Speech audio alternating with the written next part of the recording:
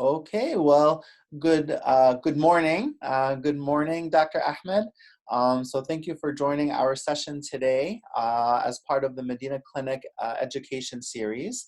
So as far as the participants, it's myself from the Medina Clinic and Dr. Ahmed. How are you? I'm doing great. Thank you for asking. Wonderful. Okay, so today's topic is ethical decision-making issues. So the thing about the thing about family medicine, and these topics are really geared towards family medicine, is that you have the medical management, but then you have a number of other topics that are related to community health, also related to patient-physician communication.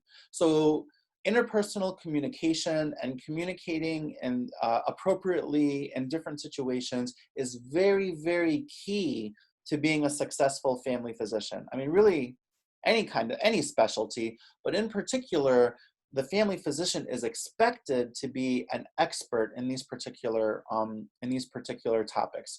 So today, again, it's ethical decision-making issues. And so what we will do is we'll go through a number of cases, and for full disclosure, just to show the reference for this material, it's coming from Swanson's Family Medicine Review. So that is the source for this material.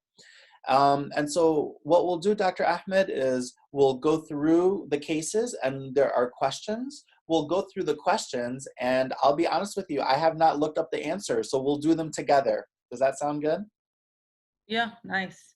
Good. And but believe me, no guarantee that I'm going to get them right. But what I will do though is, as we go through these cases and the questions, I'll share what I've experienced. So whatever experience I have, I will share them to give some context to how I would approach the questions, and hopefully as we review the material, we'll learn together, essentially. Let's try. All right, sounds good. All right, Dr. Ahmed, and so let me go ahead and read case one. Okay. Yes, let me read case one. Okay. So withholding information from an aging patient. So let's say that an 89-year-old woman lives with her daughter and family. At times, the living arrangement has been difficult. Recently, the daughter was concerned because her mom was not eating. You have been the primary care physician for the mother and the family for approximately 10 years. The concerned daughter brings her mom to see you. And after seeing you, the mother is hospitalized. Like, you as the family physician then decide to hospitalize her to work her up. Mm-hmm. To be honest, I'm Mm-hmm. not sure how often this can happen nowadays, because to say, well, I want to admit a patient, sometimes you have to show that it's really necessary to admit a patient to the hospital. So I think in reality, that sometimes that's not so straightforward. Sometimes it might be difficult to admit a patient just to work her up if there's nothing Mm-hmm. acute going on. Yeah, sure. Yeah. In any event, in the hospital, the mother is started on IV fluids and nutrition. So there you go. Actually, so there's your reason. There's your reason for the hospitalization. If the mom is not eating, so actually, if I take care to read a little more carefully, if the mom is not eating and she's an 89-year-old, actually, that's reason enough. That's reason enough, I think, for the most part. Okay.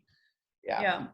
If you have to give IV fluids, then generally that's a reason to hospitalize a patient. So there you go. So not as controversial, not as controversial, I don't think. So in the hospital, the mother is started on IV fluids and nutrition. So parenteral nutrition may be something to consider. But the point is, even though she complains about the hospitalization, the mother is basically compliant with treatment, okay? You order several tests and the results are not good. The daughter is concerned that her mother will not be able to emotionally manage the difficult report, which includes an intestinal malignant neoplasm and the recommendation of intestinal surgery. Okay, so it's maybe like a colorectal cancer or something like that has been, is suspected or diagnosed. So with or without surgery, life expectancy is probably only a matter of 6 to 8 months. Okay, the mother is asking about the test results, but the daughter says, "Doctor, don't tell my mother what is going on. She has a hard enough time with things as it is." Okay, all right. So that's the scenario. So question 1. Who is the decision maker for the mother? Is it A, the mother, where she's wondering what are the tests showing? Is it B, the daughter, where she's saying, "Don't tell my mother"? Is it C, the doctor, where the doctor would think, "I know what's best"? Is it D, call risk management? Or is it E, nursing staff? They are with the mother all the time, after all. So what would you pick? I think the mother can take her decision as she's competent. Right. Yeah. No, there's no indication that she is not competent to make decisions. So I would agree with you. Dr. Ahmed. So I would probably pick A, is what I would pick. All right, let's see what the actual answer is.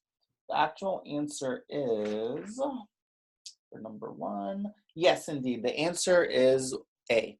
So the mom is the decision maker. The mom is the decision maker for herself. So if we look at the explanation, so as a patient, the mother, okay, so she's the patient, she is inquiring about the test results, and she has a right to know that information, even though she's very ill. And the fact that her daughter is very concerned about how the mom will react, that's not enough reason to withhold information from the mother. If there are other complicating factors that might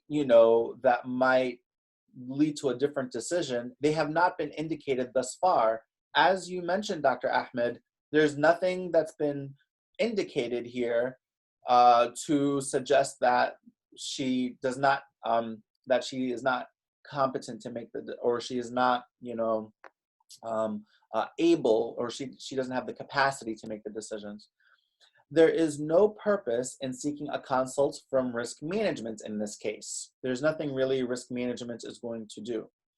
The daughter's comments are not hostile or argumentative, and the mother is clear in her thinking and in her desire to know the results. The nursing staff does provide regular care for the patient, but they are not the decision makers for treatment decisions. So that's pretty much it. Yeah. Yep. Okay. Sounds good. So number 2, what ethical principles are most relevant to this case? Is it A, justice and fidelity, B, beneficence and non-compliance, C, autonomy and beneficence, D, non-maleficence and justice, or is it E, all of the above? Basically, I think about C. I'm not sure. Yeah. I would agree with you. C is the only one with autonomy in it for sure. So I would definitely lead towards that. Justice and fidelity, I'm not really sure how that applies. Non-compliance is not really an ethical principle. So yeah, I would probably go with C as well. So let's see what the actual answer is. Okay, and yes, it is C. So far so good. So as far as the principles that are relevant here, Autonomy is very significant with regard to the respect of persons. So it assumes that the individual has the right to determine what happens to him or her. So that's autonomy. In this case, the mother has a right to know, and she is inquiring about her test results, and her agreement is essential for further treatment or refusal of treatment. In addition, truth-telling is often understood as beneficence, doing good, whereas lying or withholding the truth may be viewed as harmful. Okay? So truth-telling is relevant to beneficence. Answers A and D are not correct because justice does not play a significant part in the situation in terms of fairness or allocation of resources. So that's not really, justice really doesn't apply here. Answer B is incorrect because non-compliance is a behavior and it is not an ethical principle. So so that's why non-compliance isn't appropriate. So okay. So far so good, huh? Yeah. Yeah. So Dr. Ahmed, do you recall any situations like in your experience, either during training or after training where this has come up? With the same case, you mean? Yeah, similar case, a geriatric patient where, the family is sort of apprehensive about disclosing all the results. Basically, it happens a lot. I face same problem a lot of times, yeah. A lot of my patients, they are geriatric and, their family don't want them to complain emotionally about their problems. So they ask me, don't tell them about their problem. Just some conflict happens there, yeah. Yeah. That's very interesting because it sounds like in that situation, this is a request made to benefit the family members and not necessarily the patients, perhaps. Yeah. So. A little bit ethical dilemma, you have to reassure them, to talk to them. This is beneficence. Sometimes even I obey their commands, Yeah, sometimes the patient was very ill and I know that, yeah, they are right. If he know his problem, maybe he will become suffering more. Yeah, the situation is a little bit sometimes have a dilemma. Right. Yeah. And I'm sure that in a different setting, like a whole different country, there are other norms, I would imagine, that are applied. Yeah, it's very interesting. Very interesting. Okay, well, let's move on to number 3. So in determining whether or not someone has the capacity for decision making, the physician often says the patient is oriented ×3. What does this mean? Is it A, place, employment, and time? B, place, time, person? C, time, place, decision? D, family, age, place? Or is it E, family, person, time? So it's B for sure. Yeah, I would agree. I would agree. So the answer here indeed is B. So orientation, so as far as the explanation goes, orientation ×3 means orientation to person, place, and time. The determination of one's capacity for medical decision-making is always an issue when ethical decisions are being made, including procedures about one's body. Time is the most sensitive indicator of confusion because time constantly changes. Place changes are next in sensitivity. Person or identity is permanently embedded information and does not change. Someone who is identity confused may be seriously impaired. So that makes sense. So, we always talk about place, time, and person, time, and place, or whatnot.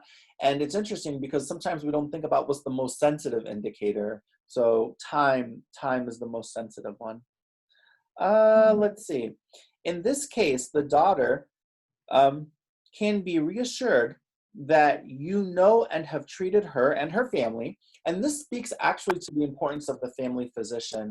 When patients are hospitalized, when they are treated by someone that they know, and in turn that knows them very well, that actually is helpful to make the best decisions in the hospital. And it makes communication much easier.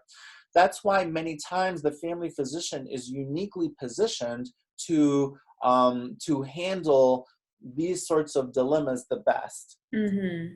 So nowadays you have hospitalists, and certainly there's a lot of value to hospitalists, no doubt about it. One thing about a hospitalist is that they may not know the patient as well, and vice versa. And so that's just another kind of additional barrier that needs to be overcome when communicating and making sound decisions. So in this case, as the family physician, you can assure the daughter that you will proceed in a sensitive way with giving information to her mother. Okay, so it's interesting. The appropriate thing to do here is to look, the mom appears oriented, so the conversation to be had is reassuring the daughter. You can offer to sit down with the three of them in a quiet way with minimal distractions, and you will begin by asking her mother what it is that she wants to know and how much information she wants. Yeah, that's right. Yeah, Mm-hmm. very important technique. In addition, you will give the mother plenty of time to think about the conversation and ask questions. It is hoped that the daughter will find this collegial approach acceptable. So tell me, Dr. Ahmed, in Sudan, were there ever the opportunities to have family meetings? Yeah, it's not exactly as family meeting, but yeah, we discuss the issues with families. Right. Yeah, the ethics there is a little bit different. Sometimes we agree with the family, what they need. Sometimes we even not involve the patient. The ethics a little bit different from here. Right. Yeah. I see. Yeah. I think I remember my last day of family medicine residency. Actually, my last day of residency, it was very memorable because, in family medicine, you take care of patients from cradle to grave. So Yeah.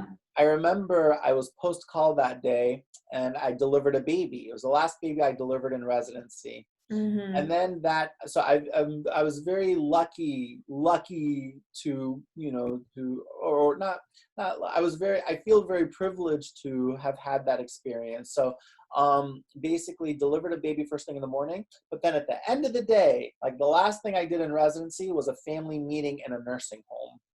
And so this was about a geriatric patient. I was a geriatric patient, but it was with the patient and her family to talk about decision making.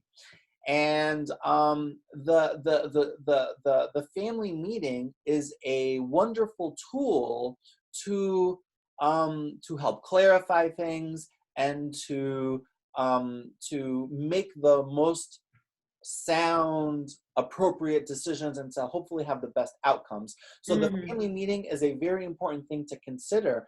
Oftentimes you need it in the nursing home or in the hospital or some acute setting. So the other important technique that I think is important to highlight is to start off and ask the patient, basically what do they want to know and how much do they want to know. And this is very appropriate for the patient who has the capacity for decision making. Right. So Right. yeah, it's a very good way to start off. And maybe it's not a family meeting. Maybe it's during an appointment with the patient and a family member is there. So it's not like a full, full-blown meeting in a, in a small conference room or something. It could be during an appointment. But this technique of asking the patient, what do they want to know and how much, can be is a great way to start it off. So yeah. Yeah. Yeah, basically, it's very important, Family meeting help even, I think it's reassures the patient. Sometimes it makes even the patient more comfortable and, trustful that there is some people beside who can help in decision. Because sometimes I think it's very hard to decide. Mhm. Yeah.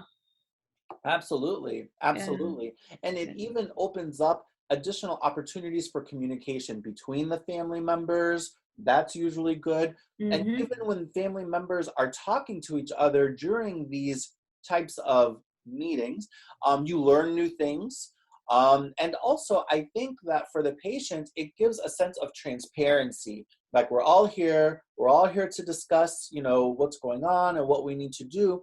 So like you were saying, Dr. Ahmed, the patient may feel more at ease because they feel like information is being readily shared. So Yeah. yeah, Sure. yeah, yeah. It's a hard time for sure for families. I think the other thing is that families, they really appreciate the family physician being there and supporting this process. And that's why this is such an important skill for us to have.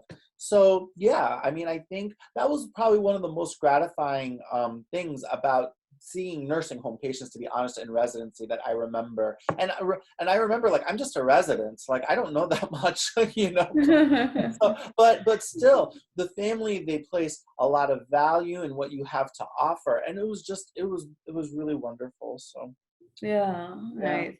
yeah. Okay, well, let's move on. I think we're going to another case now. Okay, this is case problem 2. Decision making and the confused patient. So assume the previous case. Excuse me. Assume the previous case as it is presented, but with the following difference. As a physician, you have determined that the mother is somewhat confused by the environment and what is going on. The daughter agrees with you that that she is confused, and she says she just wants her mom to be comfortable. The mother still asks to know, what are the test results? What do they show? And the daughter still says not to tell her mother the bad news. Okay, so the big difference here is that the mom is now confused as opposed to before she was perfectly oriented. So number 4, who is the decision maker in this case? Is it the mom asking what the test results show? Is it the daughter saying, don't tell my mom? Is it C, the doctor, who knows what's best? Or in quotation marks, knows what's best? Is it call risk management? Or is it E, refer the decision to another physician? So what would you say here? I think as a mother is confused, now her daughter have to be the one who can help. Yeah, This yeah, is what I'm suggest. I don't know. yeah. Mm. Yeah, I would, you always are skeptical. When an answer has doctor, I know best, you're always skeptical about that. The decision maker, um, for the mom who's confused, that would not be, that would not seem like the best idea. Call risk management. Again, I don't think really risk management has a role here. Refer decision to another physician. So, what we will do sometimes in the hospital is we will, and I'm not sure. So here's the thing. Sometimes if you have psychiatry in the hospital, you can, sometimes, depending on the hospital and what's routine, sometimes they're consulted to assess for capacity for decision making. Sometimes. Now, I'm not so sure that is a great thing to do universally. I think really any physician needs to be able to assess for capacity for decision making, and to, you know, to consult psych for this every time may not seem like the best use of resources. So I've seen that done sometimes. I feel that if there's a case, if there's a situation where it's maybe not straightforward, if it's more complex, not clear cut, then sure, to consult psychiatry seems reasonable. But honestly, to be able to assess for capacity for decision making, I think should be something that a family physician should be able to do. So anyway, that's just something that I have seen in the past. So that's what comes to mind kind of when it says refer decision to another physician. That's just something I wanted to share. But for E though, to refer the decision to another physician kind of makes no sense on its face. Like, why would you get somebody else involved, especially if you know the patient? So, you know, I think that I think it potentially might be appropriate again if maybe there's some difficulty in assessing who the decision or assessing for capacity. Anyway, we said B, right? Yeah. Okay, let's see. Very interesting. Check this out, Dr. Ahmed. The answer is actually A. Oh, really? Yes, indeed. Yes, indeed. Maybe that's why we consult psych, because we don't know. Okay, well let's make sure we get the explanation here. Okay, so now I think there's some additional considerations. Okay, so who is the decision maker for the mother? It is still A. So let's review why. So the mother is still the decision maker. Confusion does not necessarily mean incapacity for all decisions. Oh, that's why. Okay. Yeah. So there's a distinction. The physician will be sensitive about the situation of telling the mother the difficult information, and the mother may or may not fully understand. Okay? All right. Okay. So the mother may or may not fully understand.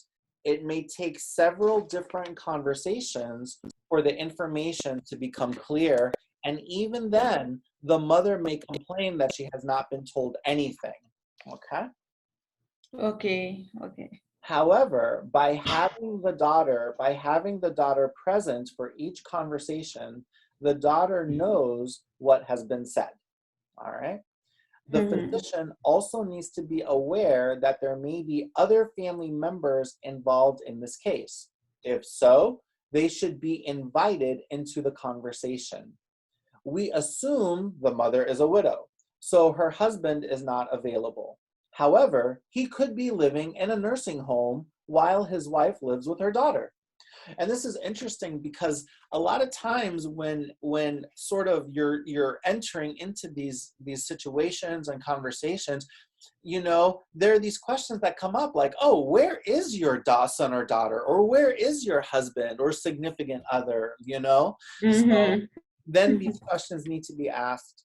So so he could be living in a nursing home while his wife lives with her daughter. Also, there may be other siblings, even in another city or state. And sometimes you need to get family members on the phone, you know, when having these conversations. Yeah, all right. Some sensitivity to and awareness of these other family members is necessary for management of the total situation. Consultation with the ethics committee may become necessary if the family cannot agree on a course of care. So there you have it. So in this case, so the thing is, there is no durable power of attorney. Like, we haven't brought that up yet, but that will become relevant, I think, in the next case or some questions. But without that information, the mother in this case is still the decision maker. Okay, that's nice. Yeah. Interesting. Yeah. Okay. Yeah. Mm-hmm. So, okay. All right. Excellent. So let's move on to the next one. So number 5, the historical model of decision making was called paternalism. And so paternalism was characterized by what? A, patient's passivity, like just patients being passive to what the doctor says. Mm-hmm. B, lengthy discussions between physician and patient about potential treatments. Mm-hmm. C, authoritative language and veiled orders like you should or it is necessary that. Mm-hmm. D, graduated participation by patients so that ultimately their self-knowledge leads their decisions. Mm-hmm. Is it A and C, or is it B and D? What would you say? I'm saying B. What's that? B ball. B ball. So you think paternalism. So paternalism is characterized by lengthy discussions between the physician and patient. Mm-hmm. I think for me, paternalism is a very, so that to me means that the physician is in an authoritative position to dictate to the patient and the family what the treatment should be. So to me, that kind of indicates passivity and this authoritative language. I think to me, paternalism it does not strike me as, a lot of effort at communication. So B to me may not be part of paternalism. And Okay. graduated participation. So efforts at communication, efforts of engaging participation. To me, that's not necessarily paternalism. So I feel like A and C would probably be. Okay. Yeah. Okay. Oh my goodness. Mm-hmm. Excuse me, Dr. Ahmed, I'm sorry. That's Okay. okay. So Yeah. 5 is, indeed, it is E, A and C. So so historically, doctors were, they held this authoritative position in the course of decision making. That's not really so much the case at this time. So so as far as the explanation, in the paternalistic model, the healthcare provider relies entirely on the knowledge of the provider, believing that the patient's interests are best protected by the knowledgeable caregiver. Only experts are believed qualified to diagnose or select treatment. Patients are passive recipients of Mm-hmm. care. The use of authoritative language and strong recommendations help keep patients passive and accepting of the recommendations. So yeah, I think generally what we want to do is we want the opposite of paternalistic care. And actually patients, they don't expect this, to be honest. Few times, I think it's more, honestly, it's probably more the exception than the rule. Patients, I think, expect to have an active role in their decision making. And for me, when I counsel patients, I think I need to be cognizant of using this language. And what I try to do is I say, this is what I would recommend. This is what I would recommend, especially if you know the patient, saying, knowing what your preferences are, I would recommend this. So, so that's, I think, what patients expect nowadays. Okay. Yeah. Makes sense. Yeah. Mm-hmm. So what about in Sudan? Do you feel like they, do you feel like patients expect more of a paternalistic model of decision making, or do they sort of expect to be engaged and to question? They may question the doctor who's the expert, like, do you feel that No, I feel it's more the latter, or is it paternal? no, paternalism there is more common, you know. It's a way of practice basically. Yeah, yeah, Yeah, yeah. More patient passivity. yeah, Yeah, usually they are passive, and the doctor is the one who is usually, you know, gives them the guideline and what they have to do. right. Mm-hmm. You know, I'll share with you, Dr. Ahmed, an early experience I had at the Medina Clinic is, so we would see patients, and they may have just come to the United States. And so I remember when talking about treatment, you know, I would say, okay, I would give them options. I would say, we can do this or we can do this. What would you like to do? And patients, they would look at me funny and they would say, I don't know, you're the doctor, you tell me. You know, and then that's when it occurred to me, like, actually they may be more used to, like, this might be more their expectation actually. Yeah, that's right. Exactly. And that's why they're looking at me weird, like, why, like it's as if they're asking me, like, or it's as if it's as if they're saying, why are you asking me? Do you not know? Do you not know what to do? Is that why you're asking me? You know? So that was a very interesting experience. And so that's why, you know, I learned from that, I need to be able to read my patients a little bit better, basically. Mm-hmm. Yeah. That's nice, yeah. Yeah. So, okay. And so, yeah, so in other parts of the world, yeah, a paternalistic model might be more the norm. So when patients have just recently come to the United States, is something to keep in mind. Okay, number 6. Oh, excuse me, Dr. Ahmed. I'm so sorry. Okay, That's okay. barriers to increased patient participation include all of the following except. So this is interesting because, you know, we're talking about here the opposite of passivity is engagement and taking an active role. So here they're saying a barrier to increased participation is all of the following except. Okay, is it A, age of the patient, B, ethnic origin? Now, right away, ethnic origin wouldn't be an answer because they never told us the ethnicity of the patient. Yeah. So it's interesting, but they put that answer for a reason. So now C, healthcare workers' refusal to delegate power. D, decreased consumption. Sorry, a little typo. Decreased consumption of healthcare provider time, secondary to the patients taking some of the decision making. Or is it E, severity of disease? So all of these are barriers to participation except. Except, okay. So the ages make sense. It have to be barrier. Yeah. I can't, you know, give the decision for a kid. Healthcare worker refusal to delegate power also would be, you know, Right.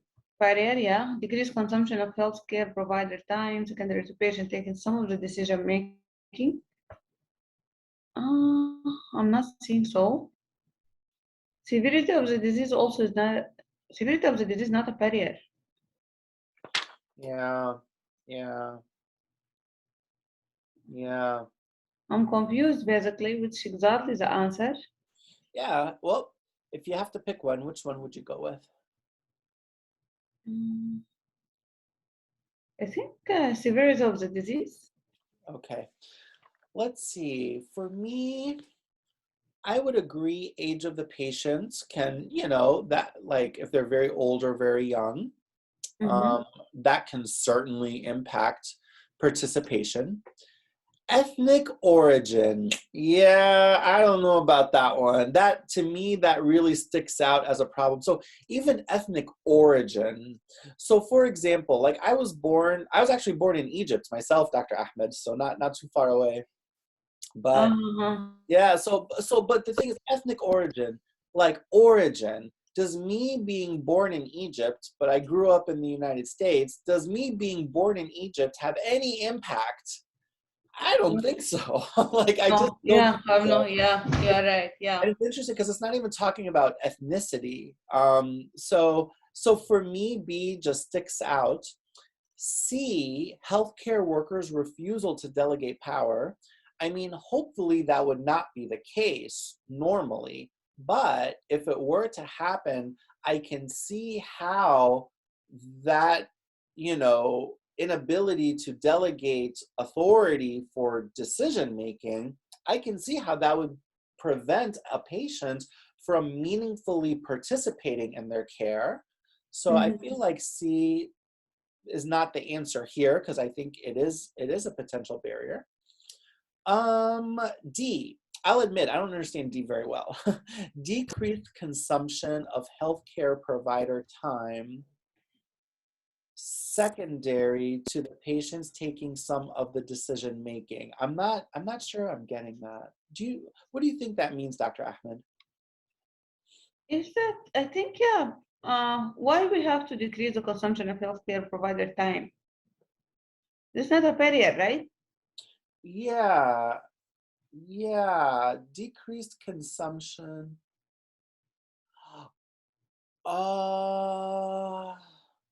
Secondary to the patients taking some of the decision making.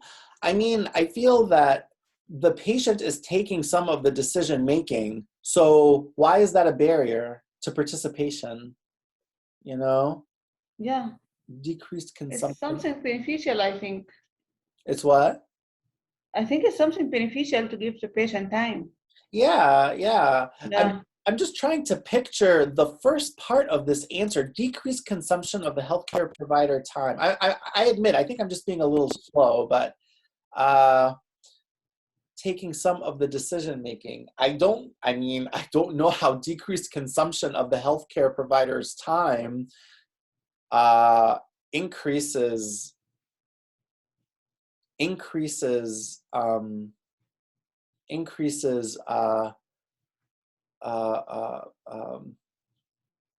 I guess. Yeah, so let me make sure I see the question. Barriers to increase patient participation include all of the following except.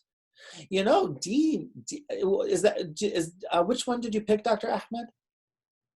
Yeah, first I was going with, I said severity of the disease is not an barrier, but maybe sometimes severe disease as a patient is confused or even incompetent. Yeah, or if they're Does not make incapacitated, sense. Yeah. if they're unconscious, if they're on a ventilator, Yeah. if You are if they right. can't breathe, Yeah. stuff like that. So the severity of disease I can see. Yeah, it will be a barrier. Yeah. So that So, I can see.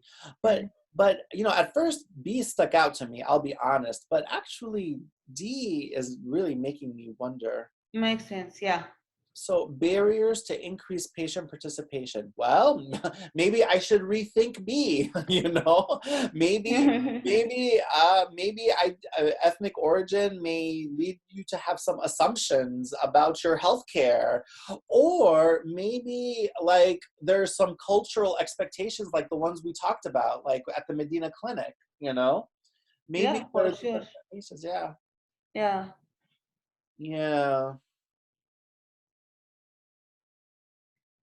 Because D is saying the patient's taking some of the decision making. Okay, that is, regardless of how much time the provider is spending, I mean, that should not be a barrier. So what do you think, Dr. Ahmed? D? Yeah, let's go with D and C. Yeah. Okay, let's see if we're right, okay? Okay, number 6. It is, oh, good news, it's D. Finally, okay. Yeah. I shouldn't have had, you see the reaction I had to be, my goodness. I was like, that's not right. But let's review the explanation so we can learn here. So studies have shown that nurses and physicians are loath to give up the power and control and perceive that it will actually take more time to involve the patients. Okay? Decrease consumption of healthcare providers' time.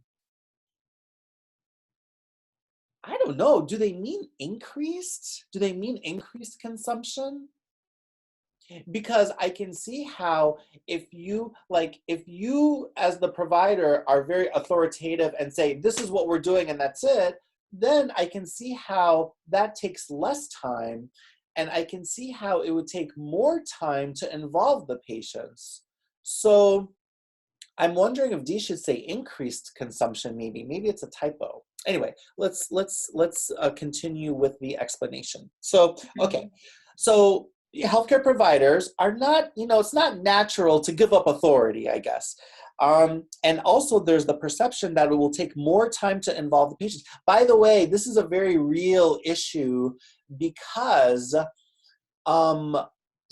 because to make good decisions, like let's say you're rounding in the hospital, well, you know what, sometimes then you need to involve the family, so it takes time to get in contact with them, set up a time to have a meeting, and coordinating. Sometimes you need the nursing staff to help coordinate, or the social worker or the caseworker to help coordinate a meeting.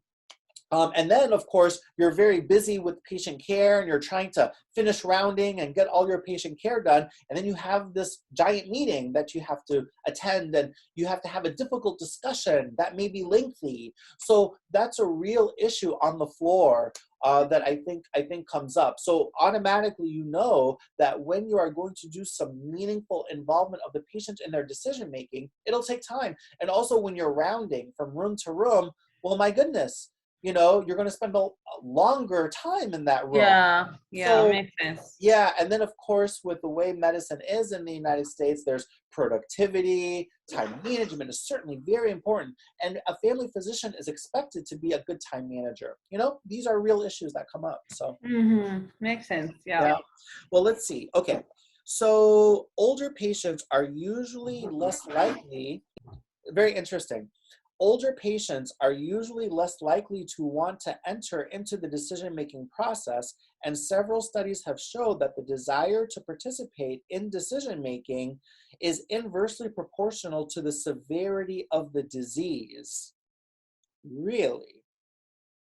So the desire to participate in decision-making is inversely proportional to the severity of the disease. So what does that mean to you, Dr. Ahmed? Yeah, the thing that I got from that, as the disease is more severe, people usually don't like to hear what's happening, Yeah, very interesting. No one need to hear bad news. Yeah. Very Right. interesting. I mean, I think that you're more likely to get involvement from the family, but yeah, the patient, I guess there's data that shows that the patient is less likely. Well, I think, and this may refer to older patients, actually. The desire to participate in decision-making is inversely proportional to the severity of the disease. So it looks like that's referring to older patients. Okay, here's the ethnic origin part. Ethnic origin also influences the role that patients take or are allowed by their family to take, interestingly. So this then really, so I need to then really be careful because what I may be doing is I may be projecting, to be honest, Dr. Ahmed. You know what I mean? I may be projecting. I may be thinking, oh, ethnic origin has no role in my decision making, so I need to be careful about projecting that to patients when cultural competency, to practice good cultural competency is something important, the familiarity with some of the norms of different cultures and ethnicities is very important to take into consideration. And maybe that's why at the Medina Clinic, I approached it the same way with patients. So this actually indicates how I need to be careful in my approach to patients. So, okay. But anyways, it says here, ethnic origin also influences the role that patients take or are allowed by their family to take. So very important to consider that. Health illiteracy is one of the greatest hurdles in that patients are fearful they do not know enough to participate, even to the point of asking questions. Mm-hmm. And so, yeah, go ahead. Yeah, can you repeat it again? Sorry. Yeah, health illiteracy is one of the greatest hurdles in that Patients are fearful. They do not know enough to participate, even to the point of asking questions. So it's very interesting because sometimes whether you're in like an office visit, could be an office visit, for example, and you're like, any questions? And then if you get a blank stare, say no questions, sometimes you're like, great, no questions, wonderful, I'm gonna move on, you know, I'm Yeah. gonna move on and keep going here and not get behind in clinic. But it may be that the patient, because the patient, you know, they feel like they don't know enough about the situation, or they don't know enough about the topic, or even they don't really understand what you said. Sure, they have no questions because they don't even know what to ask, actually. That's the truth, basically. Even for me, before entering the medical school, I Mm, have the same problem. mm, Yeah, sometimes the doctor asks me, do you have any other questions? The problem is that I don't know a lot about the disease, for example, right, or right, about what's the next step to be done. Yeah. So yeah, literacy, I think, is the main barrier. yeah, yeah, It's affect a absolutely, lot. Mm. yeah. So actually, and continuing on with the explanation here, actually there are concerns that there are concerns that it will consume too much time to help the patient make decisions, not decrease. Okay. Now I get it. So no, they put decreased on purpose. Yeah, they put, so the concern, it's the concern about, so if it said increased, then it would be a barrier. Yeah, there you go. Okay, now I get it. It took me a long time. You probably got it before I did. So yeah, uh, it's, you know that, but we were correct in saying that it's really increased consumption. Why does it say decrease? And that's right. That's why D is the answer in this case, because D is not true, because it is increased consumption of time by involving the patient. And that perception is definitely a barrier, as we talked about a little bit ago. So it's too much time to help the patient make decisions, not a decrease in time consumption. It's an increased consumption of time. So yeah, okay. Mm-hmm. So there you go. So those are, those are your barriers to patient participation. Okay. Yeah, yeah. Okay, let's Mm-hmm. move on. Case number 3, when siblings disagree. So here you go, Dr. Ahmed. Have you had this situation where you have like the son and the daughter disagreeing on what to do with mom or dad? I can't remember exactly that I have this case in the real life. Yeah, Yeah, but I think I read a lot about it. yeah. Yeah, there is a famous case Mhm. that published in a lot of journals. I can't remember exactly the name of the patient, Mm. but she was in the ICU. Her Oh, parent, it's very famous case. I think their court issue was going for like 12 years. mm, Yeah, and finally the decision was that, stop ventilator, everything. Her parent wanted her to continue with the ventilator. Her husband wanted to stop it. So it was a very big conflict. I Yeah. see. Wow. What ended up happening in that case? Yeah, finally they ended by stopping the ventilator. Mm, Yeah. see. After 12 years, I think, even, Protestants go out in the road, they carry Oh, her yeah. name and they actually ask. Yeah, I can't remember her name exactly. Yeah, okay. Was this in Florida by chance? I think so. Yeah. Oh, what was the name of that case? Oh, what was the name? Yeah, yeah, Terry of course you Shivo? read about it. Was it Terry Shivo by chance? I can't remember exactly basically the name. Sorry. Oh yeah, yeah. That was a while ago. Wikipedia. Terry. Oh, this was I think the husband. This was the husband and the Parents? it was a euthanasia case, the Terry Shivo case. Let Mm, let me stop share for a second and let me share. this. Was it this one, doctor? I think so. Yeah. Yeah, Terry Shiver. Yeah, this was in Florida. That's why I remember it. She was in a persistent. So yeah, you had a conflict. Very interesting. Yeah, you had a conflict between. Yeah, actually, yeah. This she had cardiac arrest in 1990, and then she eventually passed away in 2005. This was a case between. It was the husband. I want to say maybe her mom or her parents. The husband and Both parents. Yeah. yeah, absolutely. So let's see. It says here, the Shivo case involved 14 appeals and numerous legal motions, petitions, and hearings, 5 suits in federal district court, extensive political intervention at the levels of the Florida state legislature, the Florida governor at the time, Jeb Bush, U.S. President George W. Bush at the time, 4 denials of, I guess, to be heard by the Supreme Court.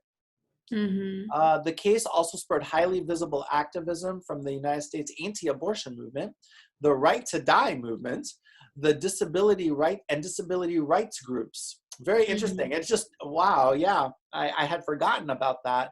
Since Shivo's death, both her husband and her family have written books on their sides of the case, and both have also been involved in activism over related issues. In terms of what happened, I think after appeals through the federal court system that upheld the original decision to remove the feeding tube, staff at the Pinellas Park Hospice facility disconnected the feeding tube on March 18th, and Shivo died on March 31st, 2005. Yeah. So it's a feeding tube. Yeah. Yeah. That's right. I had forgotten about that. Yeah. So yeah. So absolutely. So when family disagrees, that can be particularly difficult. So this is the topic of problem 3, clinical case 3.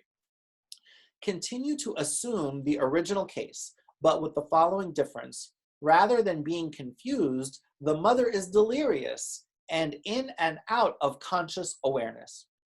Because you have treated the mother and family for 10 years, you have 3 documents in the mother's medical record. So this is really another expectation of the family physician to not only have, to hopefully maintain continuity in the care, and thereby bring your knowledge and familiarity of the patient and her situation and family to this current situation, but also to have ahead of time prepared some of these legal instruments that will come in handy now. So first, there is a do not resuscitate order in the event that the situation becomes critical. Second, there is an advance directive stating that the mother does not want anything heroic for her care. She only wants to be comfortable. Third, there is a power of attorney for healthcare decisions that the mother has executed, naming the daughter as a surrogate in a case of her incapacity. There is a brother present who insists that the mother be told everything. He says, she always taught us to tell the truth, lying is just plain wrong, and she would never agree to that. So it's interesting, I feel that the brother is implying that the daughter is lying, it seems. So let's see. Okay. Which I have 2 little kids. That happens with little kids too. Okay. Who is the decision maker for the mother in this case? Is it the mom, the daughter, the doctor? Do we go back to risk management, or do we refer to another physician? Which one here? In that case, as the mother have a decision, advance directive, she's the one who have to decide. The advance directive will come over everything, right? So, right. So there is that advance directive, yes. So in terms of overall decision making, so that directive is in the case of of cardiac arrest or code blue, So that advance directive, I believe, is limited in scope in that particular situation. But for overall decision making, who would the decision maker be? Okay, sorry. So it will be her daughter because this is surrogate decision maker. Right. And I Yeah. think the key here is that there is an advance directive stating, next part is there is a power of attorney for healthcare. So we usually call it DPOA, durable power of attorney. So usually we'll ask, is there a DPOA in place, or a POA, I guess, depending on what part of the country maybe, but is there a DPOA in place, a durable power of attorney? And it needs to be for healthcare, because you can have power of attorney for other matters, but it needs to be a power of attorney for healthcare. And so the mother, and here's the other key thing, she has executed it. It's been activated. So you can have you can have power of attorney for healthcare decisions, but it needs to be executed or activated. And naming who? Naming the daughter as the surrogate in case of her incapacity. So it could be executed, but if she has capacity, then it is not really activated, really, if that makes sense. Okay, so right now the mother is still conscious, right? She have no problems. Well, I think in this case, if we go back here, the mother is delirious and in and out of conscious awareness. Okay, yeah. So go ahead. Yeah, so I think now we have to look for the power of attorney. Yeah, it really needs to be activated in this case. So the DPOA has been executed, and so in this situation, it really needs to be it needs to be active. So in this case, it seems I would agree with you that in this case, she named her daughter, it's been executed, and presumably it's activated, and so yes, it's the daughter. Number 7 is indeed B, so we are correct. So the explanation is as follows. With a power of attorney for healthcare decisions, the daughter is the surrogate decision maker. So when they say surrogate, because the assumption is it is the patient who is the decision maker, but she can't. She is incapacitated, but we have a legal instrument to name a surrogate decision maker for her.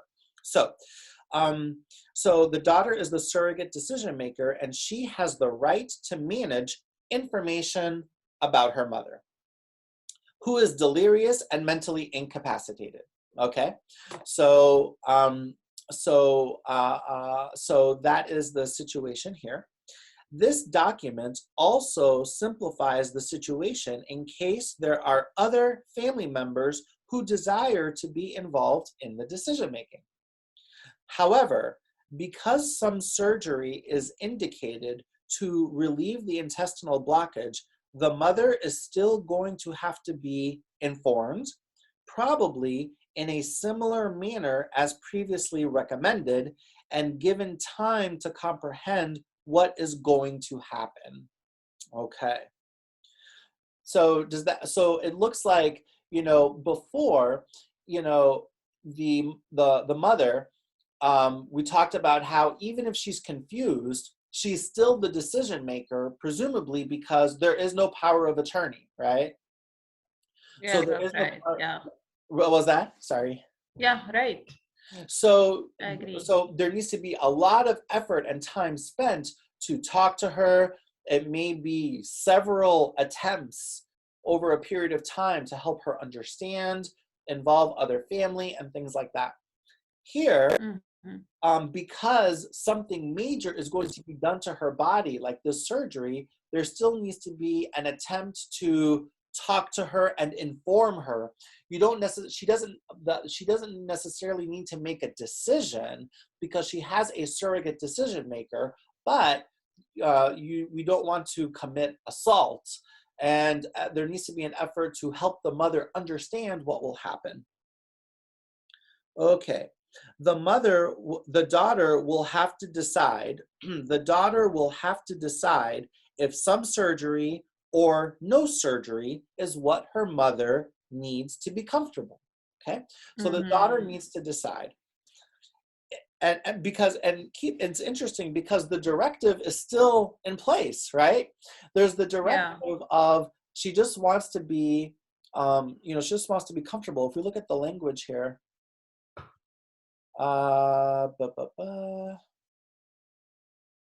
okay, if the situation becomes critical. So yeah, there's some decision making that needs to be involved. She just wants to be comfortable. Her daughter is the decision maker to determine, how to apply that stated wish. Mm-hmm. Okay, so the daughter will have to decide if some surgery, no surgery, or no surgery is what the mother needs to be comfortable. If she decides to have surgery, then limiting the information given to the mother is more acceptable. Okay? However, the physician must realize that a decision to withhold information is a medical decision. Okay? What does that mean to you? Yeah, I think the same order, we have to look for who is the first one to take the decision. Yeah. Yeah, so we have to put the daughter before everything. Yeah. Then, for me, after the daughter, then we have to look for the advance directive. If Right. she becomes in that situation, Yeah. So yeah, that all becomes very relevant. And then it's interesting because when you have the surrogate decision maker, then you can modify how much information to share with the mother. You still need to make an effort to share information with her, but it can be modified. Yeah, human being is different than something that's written. Yeah. It's helpful. Okay, so that's that. So moving on, number 8. So which is true about a durable power of attorney for healthcare? Is it A, it allows the surrogate to make medical decisions about what the surrogate thinks is best in the situation? B, it can be overruled by the attending physician. C, it mandates that the surrogate make decisions for the patient based on what the patient would decide if he or she had the capacity for decision making. Is it D, it is a democratic process and family members by majority vote can overrule the decisions of the appointed surrogate? Or is it E, because the power of attorney is a voluntary process, the immediate next of kin always has veto authority over any medical decision that is made? What would you say? Which is true? Basically, I'm between A and C. Yeah. I agree. I think it comes down between A and C also. Yeah, A and C. Because, it makes sense that he's deciding what is the best situation, but at the same time, I think C is more relevant. It mandate, no mandate, not. What the patient would decide if he or she has the capacity for decision making. Yeah. Allows the surrogate to make medical decision about what the surrogate think is best in this situation. I think C. Yeah. C, okay. It mandates that the surrogate makes a decision based on the patient would decide if she, I think C is probably appropriate. I think because I think A talks about what the surrogate, it doesn't take the patient into account. Yeah. What the surrogate thinks about what's best. C says it mandates that the surrogate make decisions for the patient based on what the patient would decide if he or she had the capacity. And so C actually is a better definition of a surrogate decision maker. You know what I mean? Mm-hmm. That's what being a surrogate, I think, more so means. So I would agree, but let's see if we are correct. Mm-hmm. Yes, we are correct. It is. Okay. So the durable power of attorney for healthcare is a legal document that cannot be overruled by other interested parties, including physicians, The purpose of the document is for the surrogate to exercise substituted judgment, which means that the surrogate is to represent as accurately as possible what the patient would decide if he or she was capable of medical decision making. It is not designed for the surrogate to do whatever he or she thinks is best. And it is not what the surrogate thinks the patient needs. You see? It's really based on what the surrogate knows about the patient to act as if they were the patient. It's not what they think is best, and it's not what they think it's not what they think the patient actually needs. Rather, it is what the patient would decide if he or she had the capacity to make the decision. For this reason, it is important for physicians to know who has power of attorney. In addition, an important part of continuity of patient care is to discuss the question, who do you want to be medical decision maker for you in case of your incapacity? Okay, so this is an ideal part of what a family physician does in the outpatient setting before situations become critical.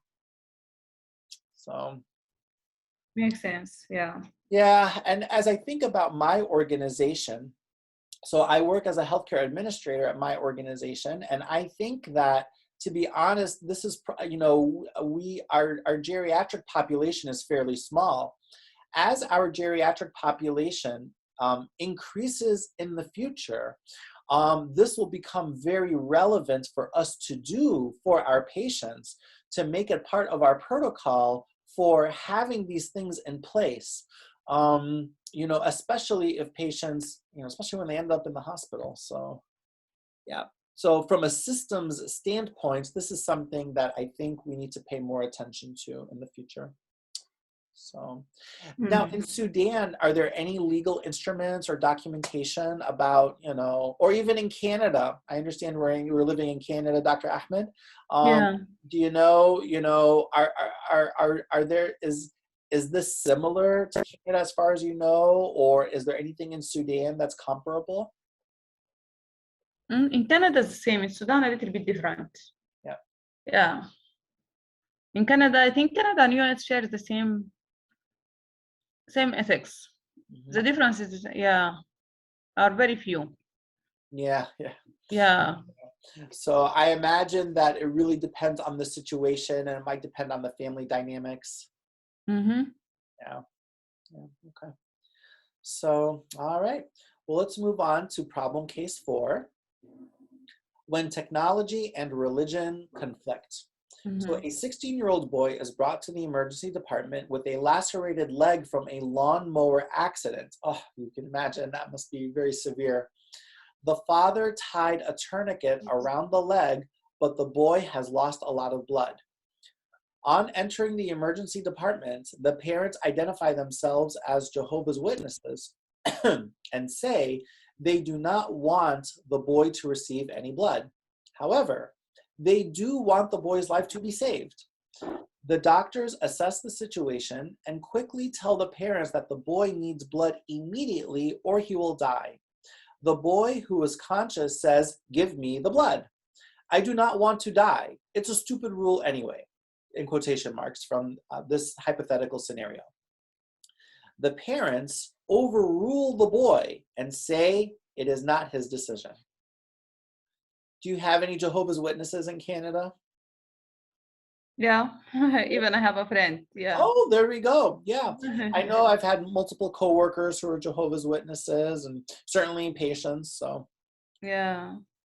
So number 9, it is a life or death situation. What would you do? Would you A, tell the parents that they are wrong and that you know what is best for the boy? B, inform the parents that, in your opinion, Jehovah's Witnesses are incorrect in their views of not accepting blood? C, view the decision as a medical emergency, give the boy blood, and then address the difficult issues with the parents at a later time. D, knowing he will die, you refuse to give the boy blood, realizing that to do so against the parent's instructions will be battery against a minor child. Or E, tell the parents to take the boy to another hospital. Well, what would you say? I think C. Yeah. Mm. Yeah. Yeah. Yeah, because it is an emergency. It is an emergency. I think the thing about D for me, it says you refuse to give blood. I mean, I think that kind of language is sort of it's a red flag. And so I would agree. I would probably go with C in this case, being a medical emergency. Let's see if we are correct. So number 9, indeed, is C. Yeah. So A and B are incorrect. A and B are incorrect because they have similar logic. It's more authoritative.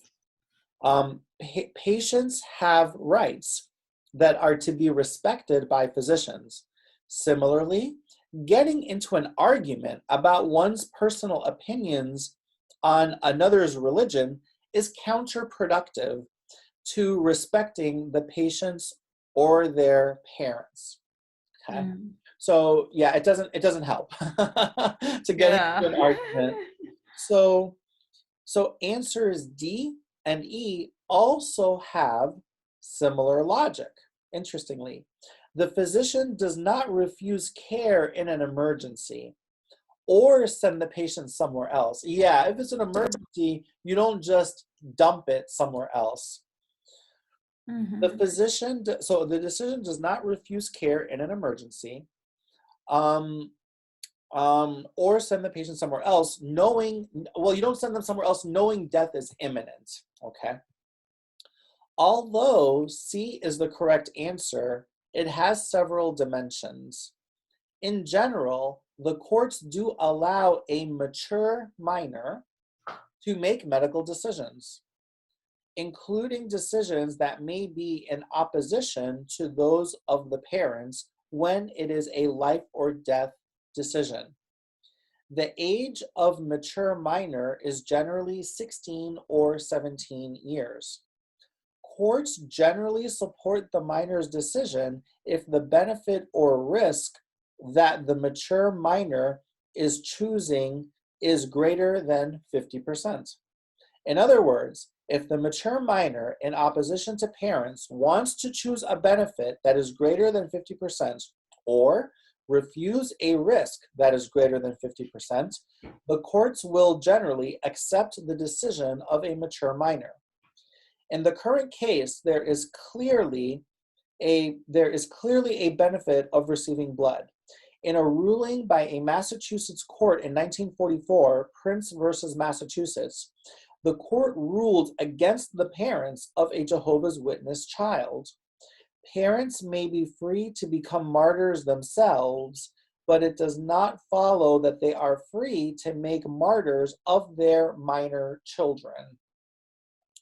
The physician, and I should say that what comes to my mind too are some things like when, if a parent refuses to take a child to the emergency room due to religious beliefs and when something terrible has happened and death is imminent, or if a boy or a little boy or girl, or a pediatric patient, if they have some life-threatening illness and they refuse to take them to the hospital because they're going to pray about it, for example, that might be a situation where the parents may be culpable in that case. Yeah. So the physician will not commit battery against the boy if the boy is transfused, okay? So that will not be an issue in this case. However, in the eyes of the parents, even though their son is alive, the physician may have condemned the boy to an eternity in hell for giving him blood. The decision is further complicated by the disagreement between the boy and his parents, actually, regarding the teachings of their religion on blood transfusion. In working with Jehovah's Witness patients, it is important to ask the patients about blood preferences. There is great variability in witness beliefs about blood. It is also important to be confidential in these conversations so that church elders will not know if a member makes a decision against the church. In general, whole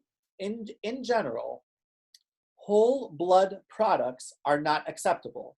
Red cells, white cells, plasma, and platelets. However, some witness groups do allow individual choice for blood to be divided into fractions.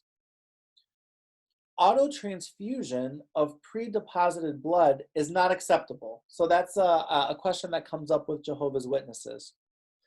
Intraoperative collection and hemodilution are objectionable to many, but others will accept intraoperative salvage where the extracorporeal circulation is not interrupted. So, so there's your primer on blood products with Jehovah's Witnesses as well. So, any questions on that one, Dr. Ahmed? Yeah, sorry, no, it's clear. All right. All right. My baby's awake. Sounds like you got a little one there. Yeah, we started at 9. Sorry, Dr. Ahmed. We'll try and start right at 7 next time. I believe this is the last case, actually. Okay, that's nice. So, unmarried, pregnant, 18-year-old woman. So you work in an area with a large adolescent population. An 18-year-old woman comes to you because she has had sexual intercourse for the first time and she has missed her last period. She is distraught and concerned that she may be pregnant. You are emotionally touched by her story. In addition, you are an advocate for unwed mothers to complete their pregnancy. When the pregnancy test comes back, it is positive. When you inform the young woman of the test results, she immediately says she wants an abortion. Through further conversation, you learn that the father of the baby does not know about the pregnancy, and she has no intention of telling him. She says it was a mistake, and she does not want to ever see him again. She insists on an abortion. However, because of your pro-life views, you personally and morally oppose abortion. So, number 10, what would you do? Would you A, explain to the patient your opposition to abortion and that you will not help in doing what you believe is morally wrong? B, inform the patient that all you can do is help her through pregnancy and she can either keep the child or put the child up for adoption. C, tell her to find another doctor who is pro-choice. D, discuss her health options with her, namely carry the baby to term and keep it, carry the baby to term and place it for adoption, have a therapeutic abortion. You also strongly advise her to seek professional counseling during this time. Or E, none of the above. Okay, what would you say, Dr. Ahmed? So D makes sense. C and D both are right options. But I think, yeah, to make wide discussion, it makes sense for me. Option D. D as in Dan? Yeah, she is insisting in doing abortion. It's, yeah, she is, yes, it appears that way. She insists on an abortion. Okay, so if that, let's go with C. C. Yeah, if I'm not agree. Right. Yeah, this is not my option anyway. Right. So, yes, I think a lot of us would, based on our personal values, it may not be our preference to, facilitate options that we may not personally agree with. But I think that as healthcare professionals, it's important that we lay out the options for our patients, even options that we may personally disagree with. And you have, this can come up not just with abortion. I mean, potentially we may prescribe something for hypertension and a patient says, well, I don't want to take my meds. So, so they're going with options that you don't agree with. So then are you obligated to terminate them? I don't know about that. So, so for me, I feel that I'm obligated to lay out the options. And I think the counseling is a nice touch to D. So for that reason, I might go with D. But I might be wrong. So Let's see. the answer is, so 10 is, it looks like in this case, it is D. It is D. Oh, okay. It's D. All right, so D. Mm-hmm. Okay. So let's review the explanation. So someone who is pregnant is considered an adult for purposes of healthcare decisions. Okay. So if they're pregnant, they're like an adult. Mm-hmm. In this case, she is 18 years old. I mean, she's a legal adult. So she's adult multiple ways. So she's a legal adult and she's pregnant. However, the physician has, excuse me, my goodness. Okay. The physician has personal moral values that contradict what the patient wants.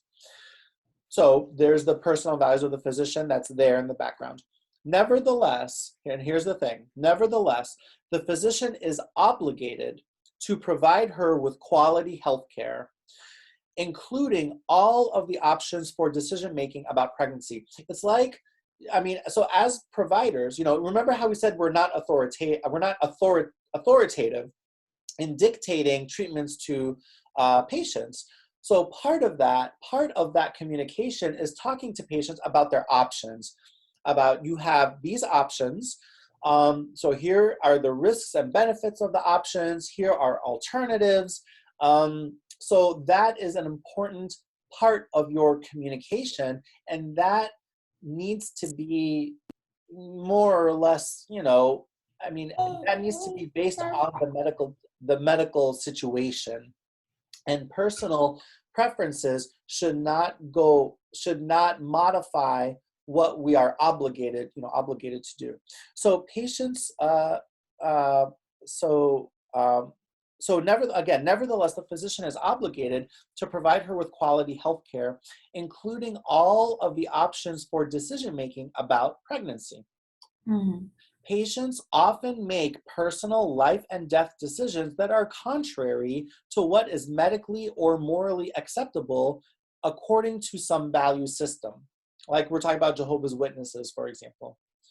The physician must maintain a therapeutic physician-patient relationship with the patient, although respecting patients' autonomy for decision-making.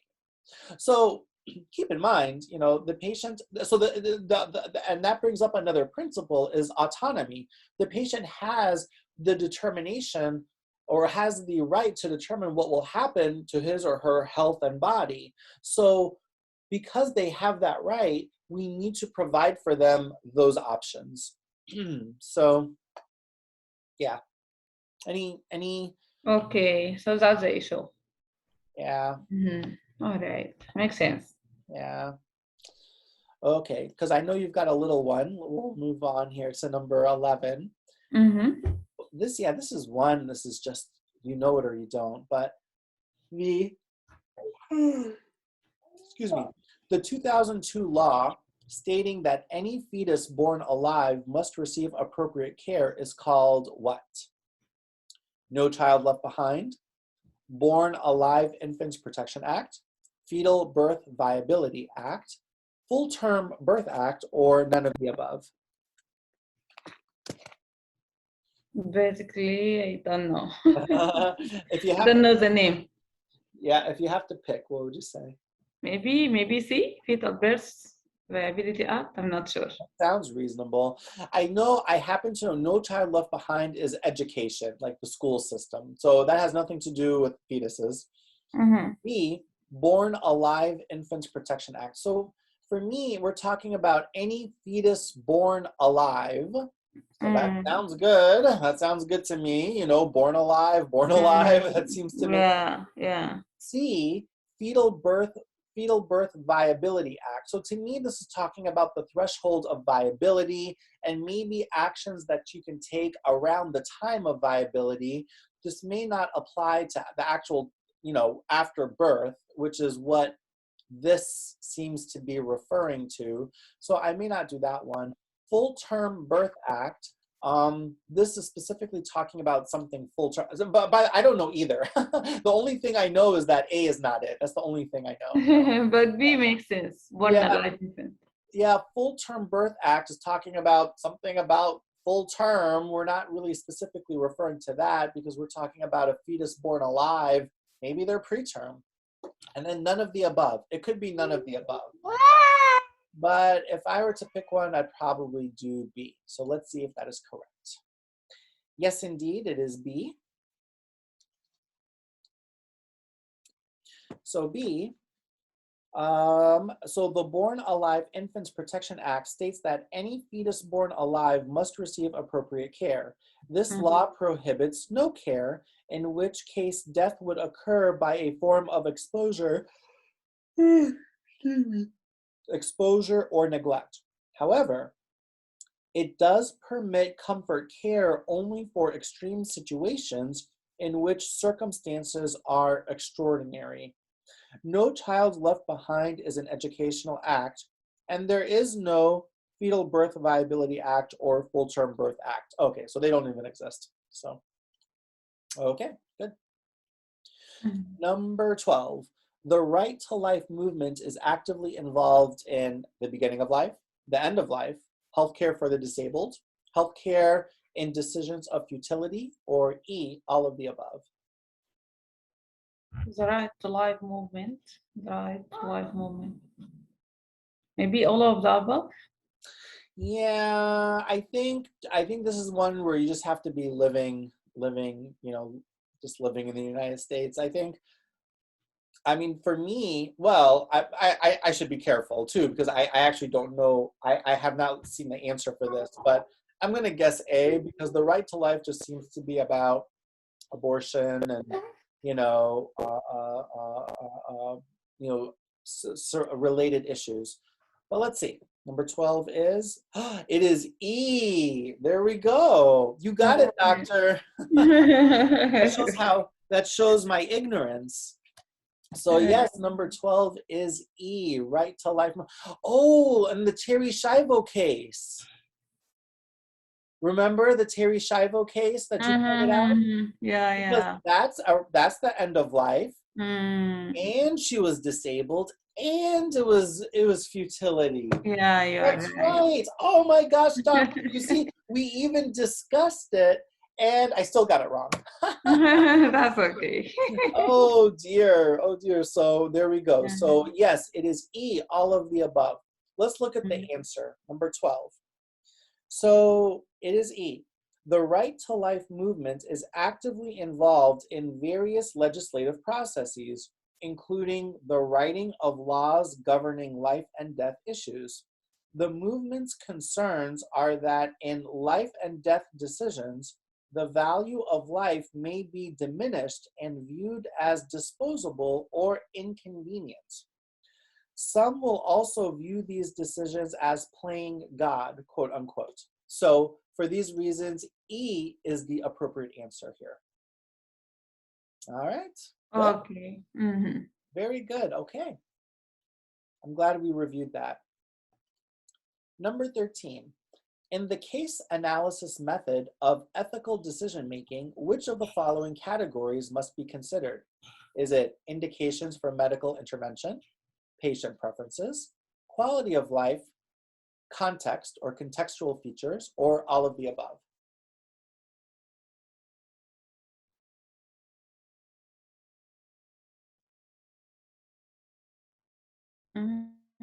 They mean when we are analyzing the method, when we are discussing with the patient, or what they mean by analyze the method of clinical decision making? Yeah, I think what are the issues that must be considered when when performing ethical decision making or decision making in ethical, issues, and or ethical decision making in different situations. So when actually applying the principles of ethical decision making in different situations, what are the issues that come up? So yeah, when we are analyzing the decision making, Yeah. the patient who is the one who has to make his decision. Right. Or what are the factors? What are the factors of the situation that would be looked at? I think all of these are factors. Yeah. I kind of agree. So let's see what the answer is. Yeah, there actually is not even an explanation. That's just the answer. So yeah, like what are you doing? Because in the other case we talked about, well, we're going to be doing a surgery. Well, surgery and a medication pill are very different things. So you need to consider what type of medical intervention. Patient preferences, that's where you have the surrogate decision maker. Quality of life, you inform. So after the surgery, what will the quality of life be? Will we be more comfortable or less comfortable? And contextual features, maybe other the fact that we have an advanced directive that talks about she wants to be comfortable, for example. Other maybe the family dynamics perhaps. So yeah, these are all things. Okay, 14. In the case analysis method for ethical decision making, the category indications for medical intervention includes which of the following ethical principles?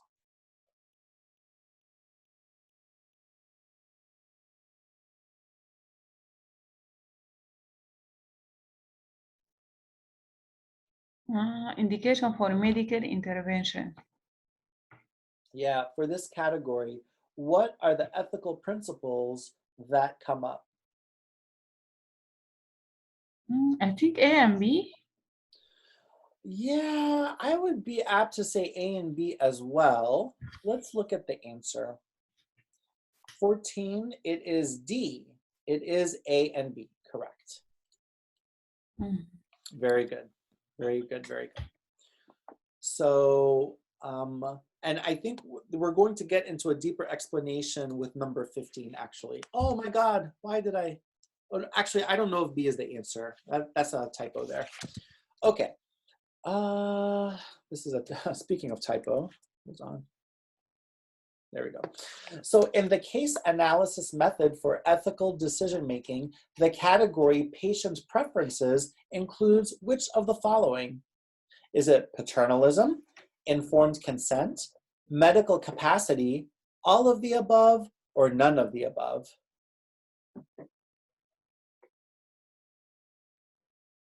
Yeah, for sure. Basically, patient preference will be informed consent. Yeah. Yeah, for sure. Patient preferences. Yeah, I'm not sure. I mean, paternalism is not a principle, so I would not do all of the above. I'll be honest with you. Again, I may be slow. I'm having a hard time distinguishing between B and C. So medical capacity, if there is an issue in medical capacity, it will not become patient preference, right? Because patient at that time will not decide.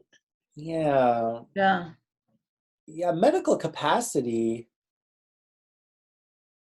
Yeah, I don't know. I think I'm having a hard time distinguishing between these two. So I might go with E, none of the above. Okay. What do you think? For me, I think B is the answer. Okay. Let's see what it is. Ready? Ready. Number 15. It is E, none of the above. Oh, really? Yeah, looks like it. Okay, now we're gonna get we're gonna get a detailed we'll get a detailed explanation here. So Okay, here we go. So Albert Johnson and colleagues have written about the clinical case method for ethical decision-making. The authors list a 4-category approach, sometimes referred to as the 4-box method, for understanding the ethical decision and its context.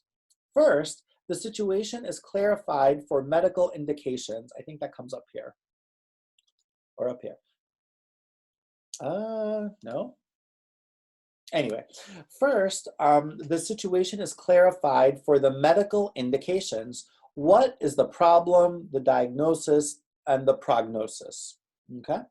The ethical principles of beneficence and non-malfeasance are relevant here. Beneficence is doing good for the patient. That's what beneficence means, doing good for the patient. And non-malfeasance is at least doing no harm, for the patient. So you'll oftentimes hear, first do no harm. I believe Florence Nightingale, a famous nurse in history, I think she coined that. But I don't know, I was told Hippocrates too. I need to double check that, to be honest. But non-malfeasance is at least doing no harm. Okay? Yeah. It's really the first rule in medicine, and it's an ethical principle. At least do no harm to the patient. What is a good medical outcome? What is a good medical outcome, and what must be avoided? In question 14, which is this one, clinical judgment is not an ethical principle, but it is certainly required for good decision making. Okay, so it's relevant, but it's not an ethical principle here. Okay, second, patient preferences. Let's come over here. So patient preferences are addressed. But let me go back for a second. Did we get those 4 categories, actually? We talked about patient preferences. I don't know if we got all 4. We talked about, oh, no, we're still going through the 4, actually. Yeah. So, patient preferences was the first one that we talked about. Okay, let's keep going. So with patient preferences, is the patient mentally able of decision making? Assuming that the patient is fully informed, what are the patient's preferences for the situation? Respect for patient autonomy is a key ethical factor. Paternalism is a behavior, not an ethical principle. Medical capacity and informed consent are both necessary, okay, but they are not ethical principles, okay? So paternalism is a method of communication, but it is not an ethical principle. Neither are these guys. These are components that are, components of the situation or parameters of the situation, but they are not ethical principles themselves. So, okay. So autonomy is certainly, autonomy is also a key ethical factor. So that's important to keep in mind here. Okay, so our 2 big categories thus far were medical indications and patient preferences. So if we come up here, medical intervention, patient preferences. Okay, third is quality of life. What are the quality of life issues here? What are the prospects of returning to a normal life? Are the plans for stopping treatment and providing only palliative care? Key ethical principles include beneficence, doing good, non-malfeasance, not doing bad or at least doing no harm, and respect for autonomy, where the patient has the right to determine what will happen to his or her body. Autonomy is respect for the patient, realizing that the patient has the final say about what happens to his or her body. Okay, so autonomy is respecting that right. Very good. Okay, so that was, those are a number of important principles. Lastly are the contextual factors. Contextual factors for ethical analysis. So these are your 4 big categories when it comes to ethical decision making. So last one is contextual factors. Are there family issues or provider issues? And we forgot that. The provider may have their own moral inclinations. So are there family or provider issues that influence treatment? And maybe you're in a hospital or in a state that doesn't do certain procedures. So are there financial issues? That's a big one. Okay, are there financial issues or religious or cultural issues that influence the decision? So we talked about family, provider, finance, religion, culture. The principle of justice, that is loyalty and fairness, is relevant in this case. Justice means giving a patient the best care within the confines of limits of the contextual situation, regardless of the patient's background. So that's the principle of justice in this case, giving the best care possible within the limits that you have. So that's pretty much it. Any questions there, doctor? No, I think it's clear. All right. That's very nice. Yeah. So that's just a quick review of that. We have, I think, 3 more questions. Let's go. Hopefully, I don't think it'll take too long. So, oh, actually, no, we did this. We did 15, yeah. Yeah, we did this. I'm so sorry. This is not malfeasance. Okay. Actually, one more question. I'm so sorry, because we did this one already. So last one. The clinical case method for deciding quality of life. I need that little typo there. My goodness, I got sloppy at the end. The clinical case method for deciding quality of life includes which of the following? Is it physician-assisted suicide, palliative care, euthanasia, life support, or all of the above? Quality of life. Yeah. So deciding quality of life includes which of the following issues or interventions? Which of the following interventions? I didn't get the question. What do I mean by deciding quality of life? So when deciding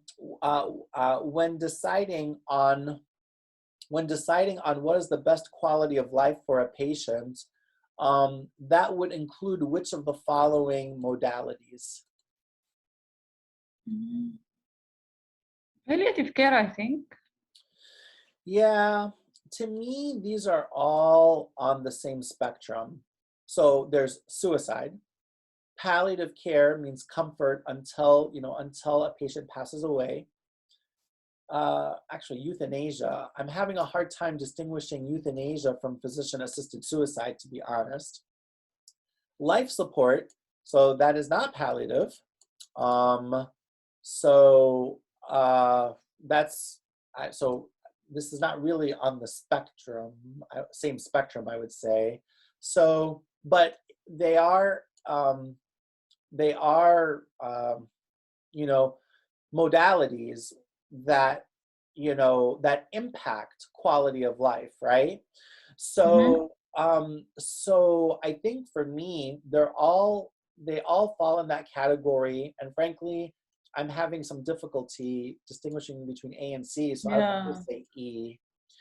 So it looks like the answer is indeed E. All right. So let's look at the explanation here. Okay.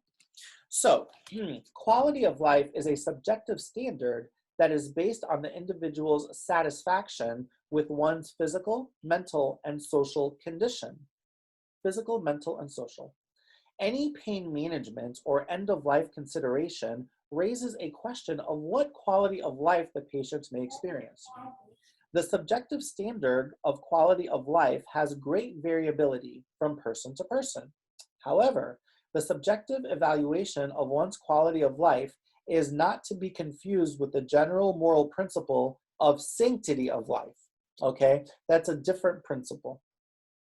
Sanctity of life tends to place more restrictive limits on all end-of-life decisions based on a higher objective value for life than limits that are placed on a standard of subjective quality.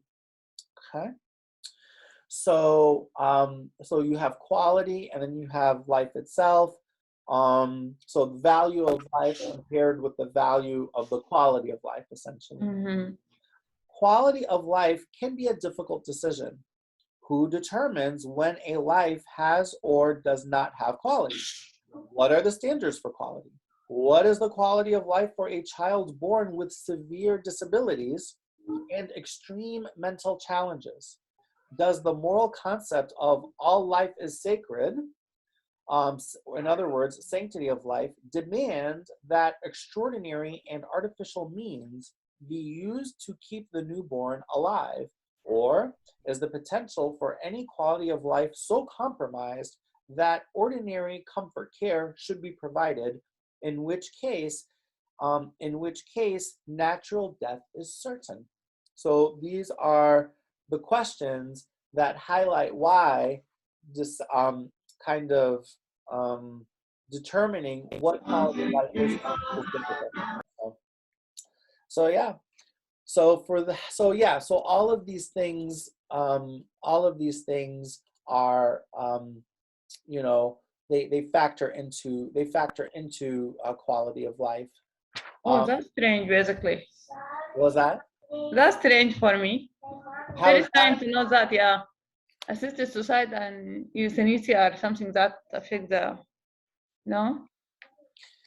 Yeah. Deciding, yeah. Yeah, this is where like the pro-life movement, when it comes to end-of-life care, you know, they would, you know, object to these methods. Yeah. Yeah.